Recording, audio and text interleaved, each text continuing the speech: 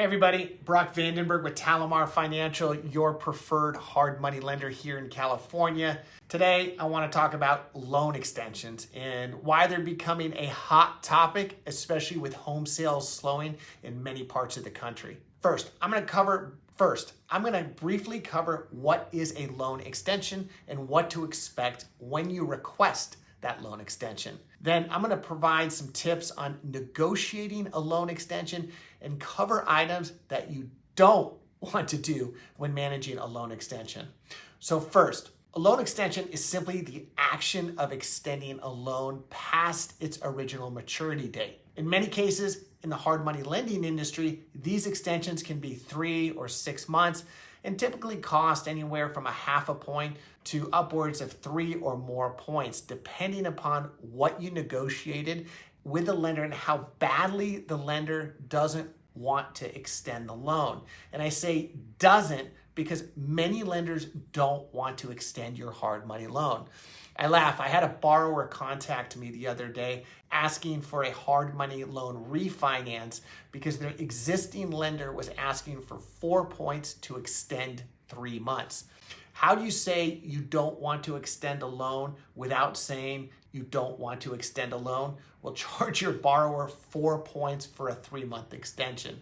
So back to my point, why lenders don't want to extend your hard money loan. Well, that's because when you extend a loan, the lender is most likely at a higher risk of default. Either you're delayed in finishing the construction on a project, the property isn't selling quickly, or your refinance isn't going according to plan. Either way, you have to extend the loan. And for the existing lender, that can be worrisome. Additionally, lenders need to free up capital to fund new loans, not be extending their existing loans. And for those lenders that sell their loans, their capital provider may be requiring them to pay that loan off.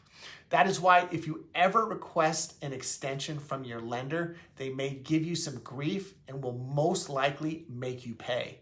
So what can you do to minimize any surprises when requesting an extension? And remember, this is coming from a lender. First, make sure you give yourself enough time in the initial term of the loan to complete what it is that you're doing or why you're asking for that loan. Make sure you have enough time up front. Don't take a 6-month loan when you know a project is going to take 12 months to complete.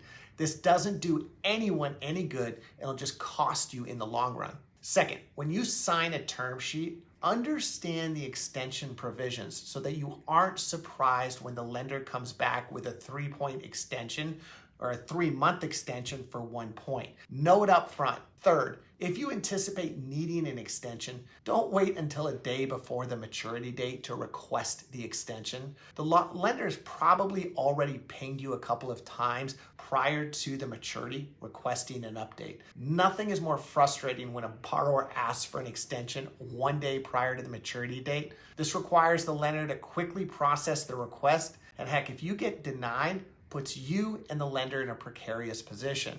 That is why I always suggest that you reach out to the lender at least 45 days prior to the maturity date to request that extension. Okay, so what will the lender ask when you submit your request for an extension? First, they'll review your payment history. If you have a bunch of late payments and NSFs, there is a high likelihood you aren't going to be extended. If you have not been responding to the lender over the course of the loan or have made it painful for the lender to interact with you, chances are good that you are not going to get an extension. If you are stuck in mid-construction with no recent movement on any construction, again, high likelihood of a denial. Remember, your lender shouldn't just be considered a lender. They should be considered your financial partner. And as your partner, you should be as transparent and upfront as possible.